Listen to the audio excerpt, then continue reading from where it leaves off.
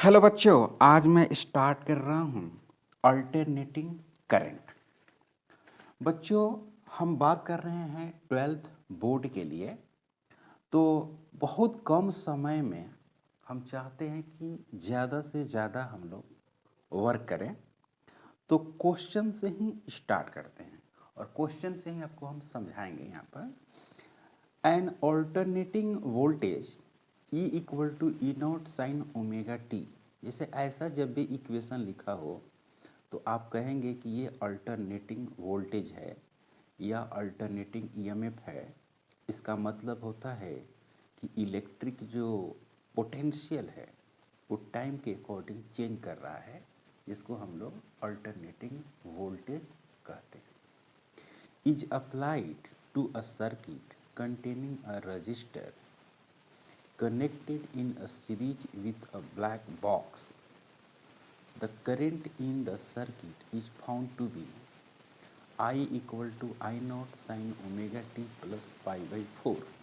इसका मतलब समझिए कि E equal to E naught sine omega T आप यहाँ देख रहे हैं। सर्किट में इसको अप्लाई कर दिया गया है और इसमें एक रेजिस्टेंस लगा हुआ है और साइड में एक बॉक्स लगा हुआ है। तो आपको ये बताना है कि ये बॉक्स में एक्चुअली क्या है, कैपेसिटर है या इंडक्टर है। यहाँ तो पता चल गया कि रेजिस्टेंस है, जबकि करंट जो दिया हुआ है I equal to I naught sine omega T plus pi बटे 4। State whether the element in the black box is capacitor और इंडक्टर। ये कह रहा है कि जो ब्लैक बॉक्स है यहाँ पर, इसमें क्या है, कैपेसिटर है या इंडक्टर। तो मैं कहूँ बच्चों कि ये कैपेसिटर है, तो आप कहोगे कि ये देख के बता रहे हैं। कैपेसिटर में इसलिए बोल रहा हूँ कि अगर आप ईएमएफ देते हैं इतना E equal to E naught sine omega T,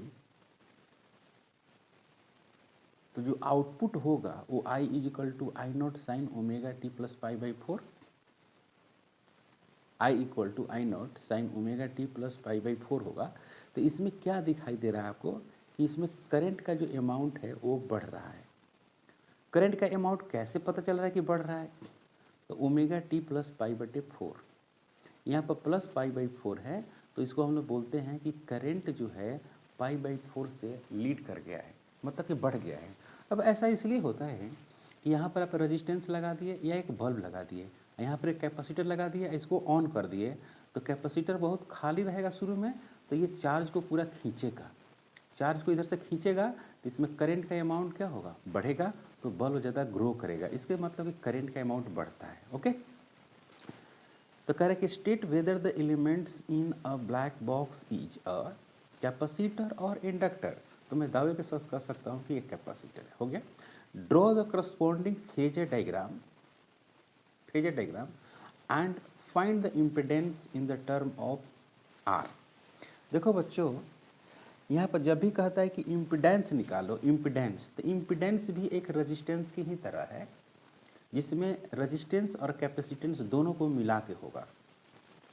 मतलब सर्किट में जितने भी एलिमेंट होंगे, अभी फिलहाल सर्किट में रेजिस्टेंस है और कैपेसिटेंस है, तो उन दोनों को मिलाकर जो नया रेजिस्टेंस बनेगा उसी को हम लोग इम्पिडेंस बोलते हैं। यहाँ पर आंसर में लिखा हुआ कि as the current leads the voltage by pi by 4, the element used in black box is a capacitor. Clear है बच्चों।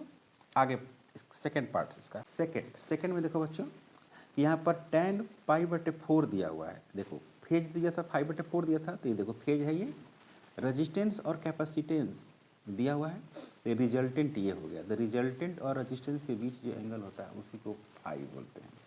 तो tan पाई बटे 4 VC परपेंडिकुलर, ये परपेंडिकुलर है बच्चों, ये R, VC बटे VR। तो tan पाई बटे 4 का वैल्यू कितना होता है, 1।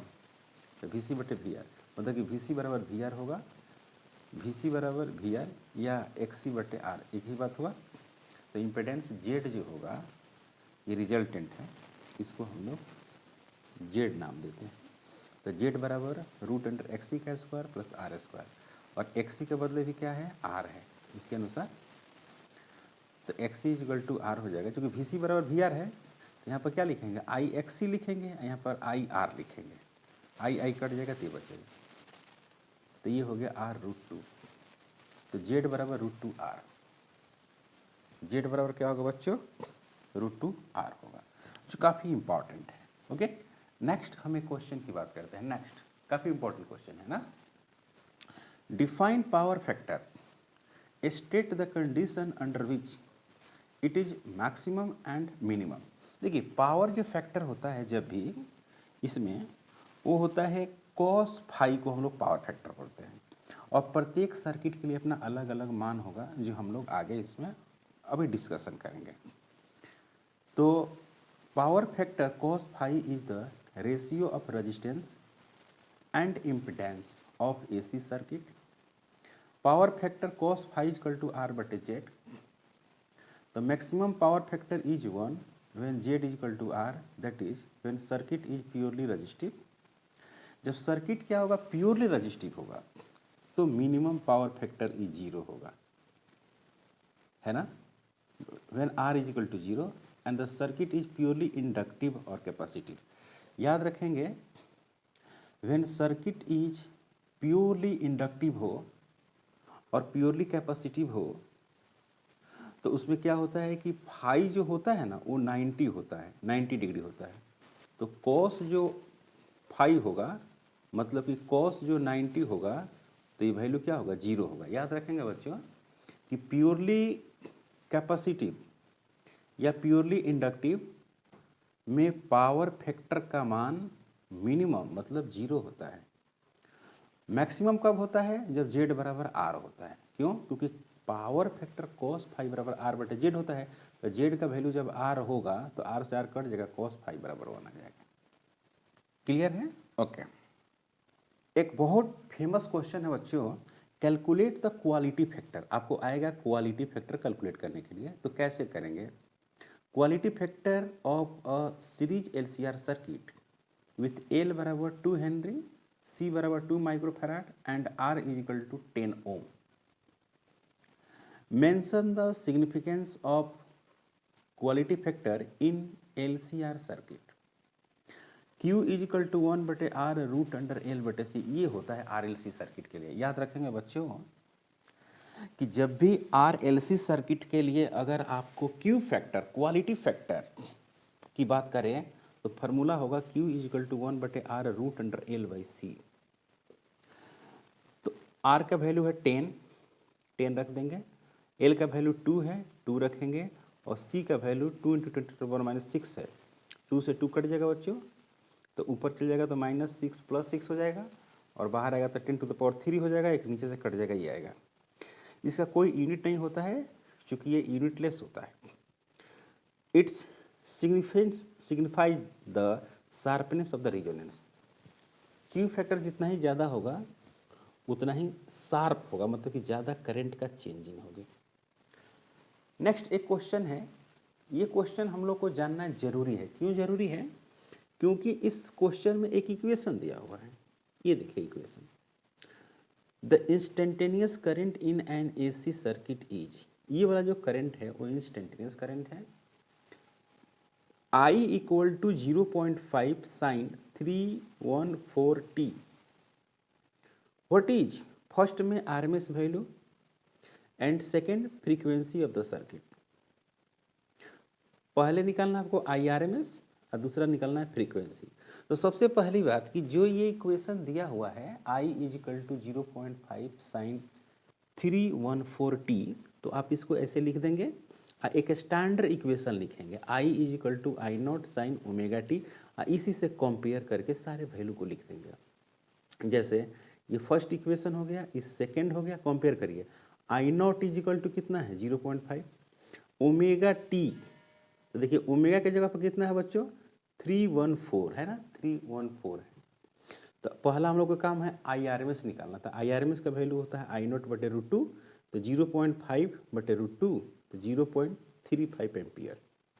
Frequency nu is equal to omega बटे 2 पाई। ओमेगा का वैल्यू कितना है बच्चों 314, ओमेगा का वैल्यू है 314 अब बटे 2 3.14। तो इस दशमलव को हटाएंगे तो ऊपर 100 चला जाएगा, तो ये और ये कैंसिल हो जाएगा और 2 से 100 कैंसिल होगा, 50 हर्ट्ज आंसर होगा। क्लियर? कोई doubt?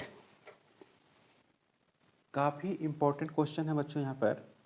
So that the current leads the voltage is phase by π/2 in AC circuit containing an ideal capacitor. अगर कोई AC सर्किट है, यहाँ पे AC वोल्टेज दिया हुआ बच्चों, AC सर्किट है और उसमें ओनली कैपेसिटर जुड़ा हुआ है, तो आपको शो करके बताना है कि जो करंट है, करंट वो π/2 से इंक्रीमेंट कर जाएगा कंपैरिजन टू वोल्टेज। चलो भाई स्टार्ट करते हैं। देखिए इंस्टेंटेनियस वोल्टेज यहाँ पर दिया हुआ है V = V0 sin ω t। Let Q be the charge on the capacitor and I the current in the circuit at any instant, then instantaneous potential difference. Let Q be the charge on the capacitor and I is the current। इस पर क्या हुआ कि इस तरह से charge को travelling करेगा, मतलब कि यहाँ पर चार्ज अपीयर होगा, तो जब इस वायर में चार्ज दौड़ेगा तो हम लोग उसको क्या कहेंगे, करंट कहेंगे। तो कुछ फार्मूला तो आप लिख सकते हैं, जैसे कि पोटेंशियल C के टर्म में आप ऐसे लिख सकते हैं, है कि नहीं। यहाँ पर C कैपेसिटेंस है तो V = Q/C लिख सकते हैं बच्चों। तो इसको हमने सेकेंड मान लिया है और इसको फर्स्ट मान लिया है। अब इस V को यहाँ पुट कर दीजिए, देखिए पुट कर देते हैं तो क्या होगा, Q/C = V0 इतना हो जाएगा। इसको थोड़ा सा यहाँ लेकर आइए तो Q बराबर ये हो जाएगा, है ना बच्चों। अब आपको करंट निकालना है, तो आप जरा सोचिए कि आपको कैलकुलेट करना है करंट। तो जब बच्चों आपको करंट कैलकुलेट करना है और चार्ज दिया हुआ है, तो आपको पता है ना कौन सा काम करते हैं, डिफ्रेंशिएट करते हैं। तो I = dQ/dt, तो डी और dt Q के बदले क्या लिखेंगे, ये वाला लिखेंगे, CV0 कांस्टेंट है तो इसको बाहर करेंगे, CV0 और d/dt sin ω t। तो यहाँ पर क्या लिखेंगे, CV0 omega cos ω t, CV0 omega cos ω t हुआ ना। इसको थोड़ा सा ऐसे करते हैं, अरेंजमेंट करते हैं। I = V0 डिवाइडेड बटे 1/ωc। जरा समझिएगा, इसको क्या लिखा हूँ, इसको इसी को ऐसे लिख सकते हैं ना, V0। इसको हम रेजिस्टेंस नाम देते हैं, रेजिस्टेंस। इसको ये जो है XC नाम देते हैं, 1/ω × C। यह एक तरह का रेजिस्टेंस है। किस में रेजिस्टेंस है बच्चों, कैपेसिटेंस में। ये समझ में आपको आ रही है ना। इसका यूनिट जो होगा ओम होगा, है ना, वो बात करेंगे। अब यहाँ पर देखिए, यहाँ पर क्या हो गया, I0 cos ω t। ये कितना होगा, यहाँ पर अगर हम बात करें तो क्या होगा बच्चों, I = I0 cos ω t। अब इसको हम चाहते हैं कि साइन जैसा लिखें इसको, तो क्या लिखेंगे, I0 और साइन ω t प्लस π/2 ऐसे लिख सकते हैं, है ना बच्चों। तो ये क्या कह रहा है, ये कह रहा है कि कैपेसिटर में जो करंट है वो π/2 से लीड कर गया, जो ये बताना चाहता है। क्लियर? और एक इंटरेस्टिंग क्वेश्चन की हम बात कर रहे हैं, यह समझिएगा, बहुत इंटरेस्टिंग है और काफ़ी आराम से इसको समझिएगा, काफ़ी आराम से। इन सीरीज LCR सर्किट, कहने का मतलब है कि एक ऐसा सर्किट है जिसमें R है, C है और L है। ये L हो गया बच्चों, ये C हो गया, ये R हो गया, सीरीज में है। और यहाँ पर आपको V = V0 sin ω t लगा हुआ है। तो याद रखेंगे कि इसमें हम लोग रेजिस्टेंस कैसे कैलकुलेट करते हैं, तीनों को याद कर देना है। In series LCR circuit obtain the conditions under which, first में impedance of the circuit is minimum. अब कह रहा है कि impedance of the circuit minimum कब होगा, तो पहली बात की इम्पीडेंस देखिए, इम्पीडेंस में होता है बच्चों Z = ये R का स्क्वायर प्लस XC - XL का स्क्वायर या XL - XC का स्क्वायर। ऐसा क्यों करते हैं, इसलिए करते हैं कि ये जो होता है ना एक दूसरे के अपोजिट होता है, मतलब कि XL - XC होता है। ये एक दूसरे का अपोजिट होता है और नेट जो वैल्यू अपोजिट में आता है या घटा के जब कैलकुलेट करते हैं तो ये जो वैल्यूज है इस पे परपेंडिकुलर होता है। तो दो वैल्यू परपेंडिकुलर है, एक ये और एक ये, तो उसका रिजल्ट कैसे निकालिएगा? Root under A square plus B square vector के हेल्प से। तो z is equal to under root R square plus XL minus XC का स्क्वायर। अब सवाल ये है कि ये जो इम्पिडेंस है वो मिनिमम कब होगा? तो आपको मिनिमम एक ही कंडीशन है, देखिए, for the impedance Z to be minimum. कब मिनिमम होगा बच्चों? जब एक्सएल बराबर एक्सी हो जाएगा, है ना, तो जेड मिनिमम हो जाएगा। मतलब कि Z minimum is equal to R आ जाएगा, आर। ओके, अब इसमें कहा है कि wattless current flow in the circuit. Wattless current, wattless current का मतलब होता है जिसमें करंट क्या हो, मतलब कि पावर क्या हो, जीरो हो। वैसा करंट जिसकी वजह से पावर ना हो, मतलब कि हीट डिसिपिएट ना हो, ऐसा बात है। तो P इजिकल टू फार्मूला होता है पावर का AC में P RMS V RMS I RMS cos phi. तो phi is equal to pi by two, बिल्कुल। तो V RMS I RMS cos pi by two, cos pi by two का value होता है जीरो, तो ओवरऑल मल्टीप्लाई करेंगे तो होगा zero. Therefore wattless current flows when the impedance of the circuit is purely inductive या प्योरली कैपेसिटिव। ऐसा क्यों बोल रहा हूँ? इसके पहले मैंने क्वेश्चन में डिस्कशन किया था कि प्योरली कैपेसिटिव और प्योरली इंडक्टिव का मतलब होता है पावर जीरो। क्या होता है? पावर ही जीरो हो जाता है। पावर जीरो का क्या मतलब होता है? पावर जीरो का मतलब होता है इसमें हीट का डिसिपेट ना हो, मतलब कि एनर्जी लॉस नहीं हो। In another way we can say for wattless current, मतलब एक दूसरे टर्म से ये भी कह सकते हैं कि वाटलेस करंट के बारे में, current to flow circuit should not have any ohmic resistance, मतलब उसमें रेजिस्टेंस ही ना हो।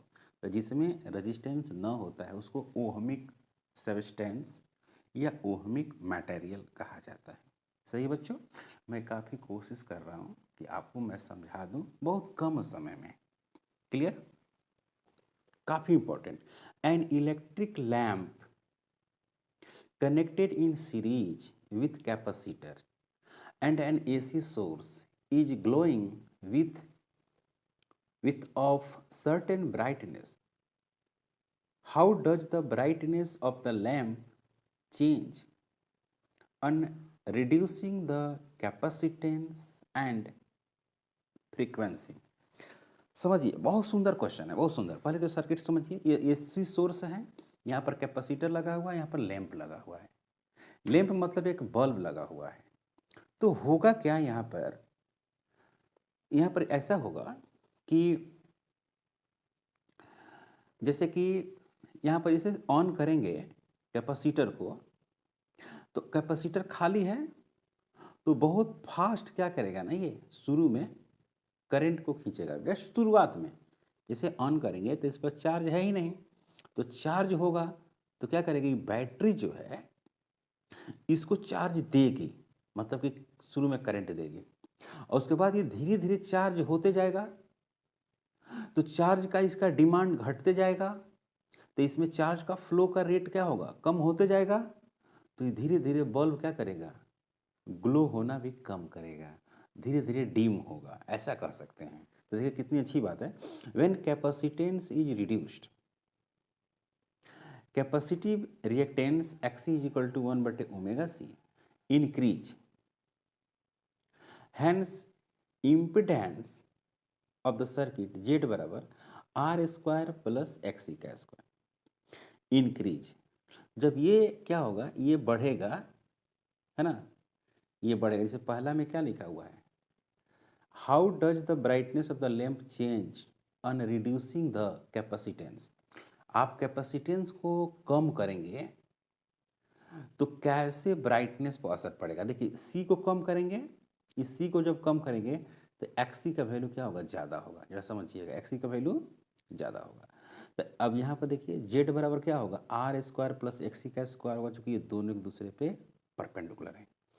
तो ये छोटा होगा तो ये जेड क्या होगा, जेड।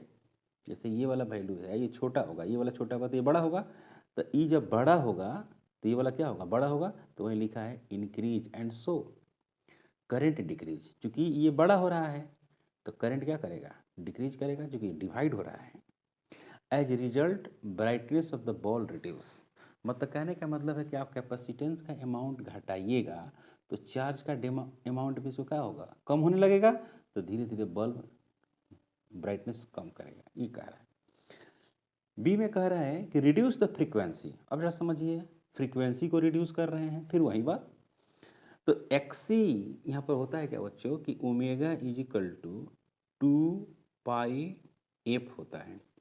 तो यहाँ पर XC is equal to 1/2πf into C करेंगे। अब फिर कह रहा है कि फ्रीक्वेंसी को रिड्यूस करना है, रिड्यूस फ्रीक्वेंसी। तो एक्सी बढ़ेगा, एक्सी जब बढ़ेगा तो देखिए यहाँ पर जेड बढ़ेगा, जेड जब बढ़ेगा तो करंट क्या होगा, डिक्रीज करेगा। फिर वही बात, when frequency decrease capacitive reactance XC बराबर 1/2 nu into C increase, hence impedance of the circuit increase, so current decrease, as result brightness of the bulb is reduce. सीधा सीधा इसका मतलब ये है कि कैपेसिटर दिया हुआ है, एक बल्ब दिया हुआ है, अब कैपेसिटेंस का वैल्यू को घटाइएगा तो ब्राइटनेस घटेगा। अगर फ्रीक्वेंसी AC जो सोर्स है उसका फ्रीक्वेंसी अगर घटाइएगा तो ब्राइटनेस घटेगा, बस इसका मतलब है। बड़ा क्वेश्चन है और काफ़ी इंपॉर्टेंट है। देखिए ए में लिखा हुआ है कि व्हाट इज इम्पिडेंस, मतलब इम्पिडेंस क्या है। बी में लिखा हुआ है कि अ सीरीज LCR सर्किट, मतलब कि इसमें इंडक्टेंस, कैपेसिटेंस, रेजिस्टेंस है। A series LCR circuit is connected to an AC source having voltage V equal to V0 sin omega t. Derive expression for the impedance, instantaneous current and its phase relationship to the applied voltage. Find the expression for resonant frequency. या इस तरह से लिख सकते हैं, देखिए भाई same to same question है, ये भी क्या है, सेम टू सेम क्वेश्चन है। ए और बी दोनों सेम क्वेश्चन है। An AC source voltage V is equal to V0 sin omega t is connected to a series combination of L, C and R. Use the phasor diagram to obtain expression for impedance of the circuit and phase angle between voltage and current.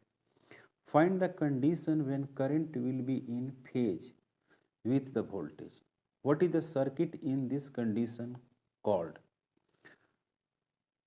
उस circuit को क्या कहते हैं ये पूछा है। In series LR circuit only, XL बराबर R, the power factor of the circuit is P1 when the capacitors with the capacitance C such that XL बराबर XC is put in series, the power factor becomes P2. Calculate P1 upon P2. मिला जुलाकर आपको ये कहना है कि RLC series circuit के बारे में आपको डिस्कशन करना है। तो पहली बात impedance, the opposition offered by the combination of register reactive components, the flow of AC called impedance. Mathematically, it is the ratio of RMS voltage applied and RMS current produced in the circuit. Z बराबर V/R। Unit इसका ओम होता है। समझिए ये क्या लिखा हुआ है, the opposition offered by a combination of register and, register तो आप समझ गए, रजिस्टर यहाँ पर है R, रजिस्टर तो कोई दिक्कत नहीं है, मतलब कि R की बात हो रही है, ओके। और यहाँ पर देखिए रिएक्टिव कंपोनेंट्स का मतलब हो रहा है XL और XC। सही बच्चों, XL और XC की बात हो रही है, ओके। अब देखिए यहाँ पर expression for impedance in LCR series circuit. LCR series circuit में आपको इम्पिडेंस की बात करना है। Expression for impedance in LCR series circuit, suppose resistance R, inductance L and capacitance C are connected in series and an alternating source of voltage V equal to V0 sin omega t is applied across it.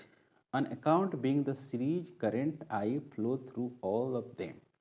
देखिए यहाँ पर V बराबर V not sine omega T, यहाँ पर resistance, inductance, capacitance है, तो इसमें potential VR है, इसमें पोटेंशियल VL है, इसमें पोटेंशियल ड्रॉप VC है। Clear.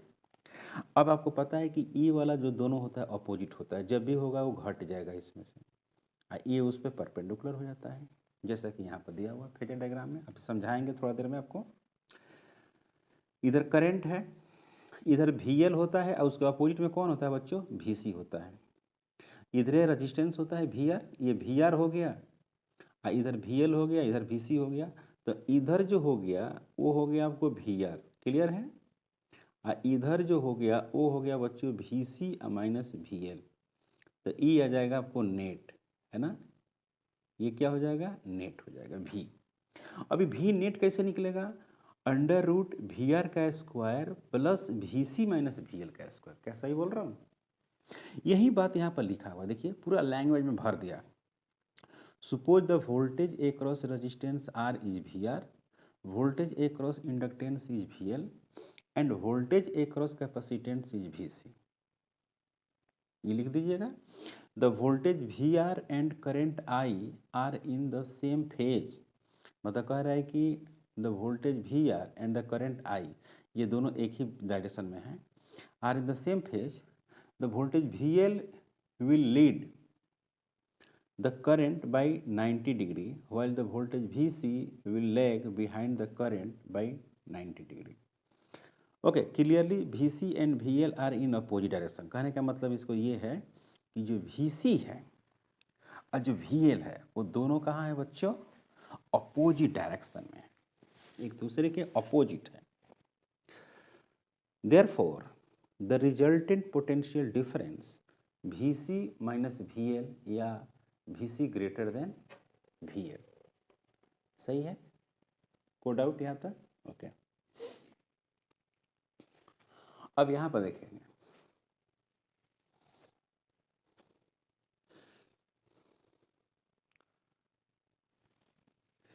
thus VR and VC minus VL are mutually perpendicular and phase difference between them is 90 degree. सही बात है, दोनों के बीच का एंगल 90 डिग्री होगा। As applied voltage across the circuit is V, the resultant of VR and VC minus VL will also be V। From figure, V का square VR का square plus VC minus VL का square, तो V is equal to root under VR का square plus VC minus VL का square. ये समझ में आ रहा है? ओके। अब यहाँ पर क्या है? VR बराबर क्या है बच्चों? RI है, सही है, और VC बराबर क्या होगा? XC इंटू आई है, VL बराबर XL इंटू आई होता है। XC बराबर 1/ओमेगा C होता है, कैपेसिटिव रिएक्टेंस बोलते हैं, और XL बराबर ओमेगा इंटू L होता है, इंडक्टिव रिएक्टेंस बोलते हैं। तो V is equal to root under RI उसका square plus XCI minus XLI उसका स्क्वायर। I को कॉमन ले लेंगे तो इम्पिडेंस Z बराबर V/I था, V का मालूम है आपको वैल्यू, I से फिर कट जाएगा और Z बराबर ये आ जाएगा। याद रखेंगे, यही निकालना था हमको। Z impedance of RLC circuit, फिर इसको हम लिख सकते हैं R square plus XC minus XL का square is equal to R square, और इसको सोल्व करेंगे, मतलब पुट करेंगे वैल्यू 1/ओमेगा C माइनस ओमेगा L का स्क्वायर। तो इंस्टेंटेनियस जो करंट होगा I वो यही होगा, I is equal to I naught sine omega T plus five. क्या लिखा है बच्चों? I is equal to I naught sine omega T plus 5। तो आई नॉट होता क्या है? I naught is equal to V naught root under R का square plus 1/ओमेगा C माइनस ओमेगा L का स्क्वायर। सही है, और इसी वैल्यू को यहाँ पर पुट कर दिया, यहाँ पुट करें तो ये रिजल्ट आ गया। को डाउट?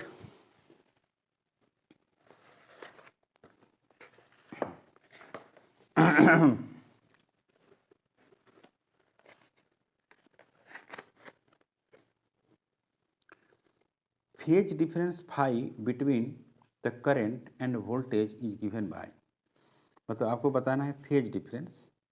तो आप देखे होंगे कि इधर एक वी आर था, ओके, इधर क्या था, इधर था आपको V C minus V L था, और ई हो गया आपका फाई।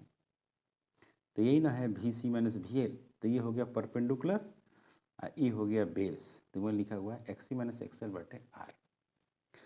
रिजोनेंट फ्रीक्वेंसी काफ़ी इंपॉर्टेंट है, देखिएगा resonant frequency for resonance phi को जीरो होना चाहिए और एक्सएल माइनस एक्सी को जीरो होना चाहिए। तो एक्सएल एक्सी बराबर क्या होगा, यहाँ पर हो गया एक्सी, यहाँ पर हो गया एक्सएल बराबर एक्सी का वैल्यू 1/ओमेगा सी और एक्सएल का वैल्यू ओमेगा इंटू एल, तो ओमेगा स्क्वायर 1/LC। तो रिजोनेंट फ्रीक्वेंसी ओमेगा आर लिखते हैं इसको 1/√LC। तो phase difference phi in series LCR circuit यही होता है tan phi is equal to V C minus V L बटे वी आर, इसमें से आई कॉमन लेंगे, ये आ जाएगा जो कि ये लिखा हुआ। अब यहाँ पर देखिए, when current and voltage are in phase, मतलब कि फाई बराबर जीरो, एक ही डायरेक्शन में होगा तो पैरेलल हो जाएगा, जैसे आई और वी आर दोनों एक दिशा में होना चाहिए, फाई जीरो होगा तो एक्स सी माइनस एक्सएल बराबर जीरो, एक्सएल बराबर एक्स सी हो जाएगा। अब जरा समझिए, this condition is called resonance and circuit is called resonant frequency. अब क्वेश्चन में था सेकेंड जो पार्ट था इसका, इसमें क्या था कि एक्सएल बराबर आर कर देना था, तो जेड बराबर क्या होगा, आर का स्क्वायर प्लस एक्सएल का स्क्वायर, ये हो जाएगा। Power factor P1 cos phi होगा आर बटे जेड, तो आर तो आर रहेगा, जेड का वैल्यू ये रहेगा 1/√2। एक्सएल बराबर एक्सी, एक बार एक्सएल बराबर आर, एक बार एक्सएल बराबर एक्सी, तो ये रिजल्ट आता है, ये जीरो हो जाएगा, सिर्फ ये रहेगा P2 इतना आ जाएगा। तो यही इसका रेशियो होगा जो मैंने आपको बताया था।